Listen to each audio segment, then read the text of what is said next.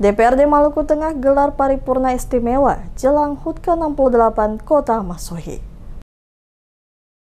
Bupati Maluku Tengah Zulkarnain Awad Amir dan Wakil Bupati Mario hadir dalam rapat paripurna istimewa DPRD Kabupaten Maluku Tengah dalam rangka memperingati hari ulang tahun ke-68 Kota Masohi yang digelar di ruang sidang DPRD Maluku Tengah. Bupati Maluku Tengah Zulkarnain Awad Amir dalam sambutannya menegaskan bahwa Kota Masohi adalah kota yang lahir dari semangat kemerdekaan, bukan peninggalan kolonial, dan Kota Masohi merupakan hasil gagasan, rencana, dan cita-cita bangsa sendiri. Zulkarnain menambahkan eksistensi Kota Masohi hingga usia ke-68 tahun tidak terlepas dari perjuangan para pendiri bangsa, para raja, para tokoh adat, dan tokoh masyarakat dari negeri Amahai, Sohoku, Makariki, Haruru, Sepa, Ruta, Tamilo, Waraka, dan negeri-negeri lainnya yang telah membuka jalan bagi berdirinya Kota Masohi sebagai ibu kota Kabupaten Maluku Tengah.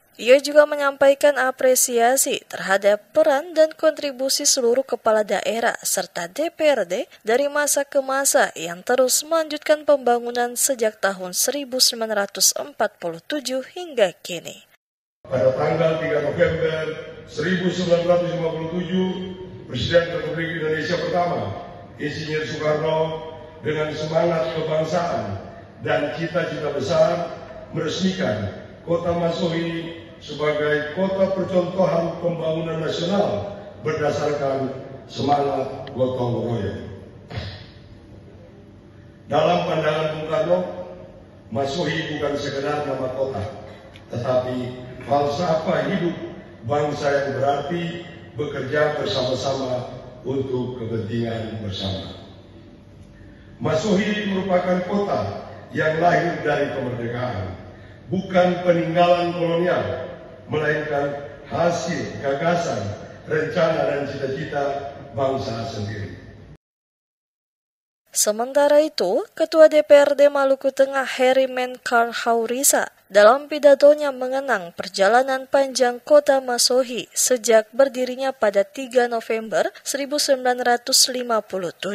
Ia menyebut ketika Presiden Republik Indonesia Insinyur Soekarno meletakkan batu pertama pembangunan, saat itulah lahir Kota Masohi sebagai pusat pemerintahan Kabupaten Maluku Tengah. Menurut Haurisa, Kota Masohi kini menjadi rumah besar yang menghimpun beragam potensi agama, suku, budaya, dan ras. Ia mengajak seluruh masyarakat untuk terus menjaga semangat persatuan di tengah perbedaan. Haurisa juga menekankan pentingnya membangun Kota Masohi menjadi tempat yang bersih, indah, terang, damai, nyaman, dan aman.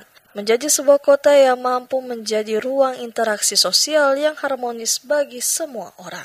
Dalam kesempatan itu, Ketua DPRD juga menyinggung sejarah kepemimpinan Kabupaten Maluku Tengah mulai dari Bupati pertama, Abdullah Solisa, pada 1952 hingga 1961 hingga Bupati saat ini, Zulkarnain Awad Amir. Menurutnya, setiap pemimpin telah memberikan kontribusi besar dalam membangun negeri bertajuk Pamahanu Nusa tersebut. Ketua DPRD juga menyoroti tanggung jawab besar pemerintah daerah saat ini untuk menjawab harapan masyarakat di seluruh wilayah Maluku Tengah, baik di Pulau Seram, Pulau Lease, Jazirah Lehitu, Salahutu maupun Banda. Ia menekankan pentingnya sinergi antara eksekutif, legislatif, dan seluruh pemangku kepentingan dalam memajukan Maluku Tengah.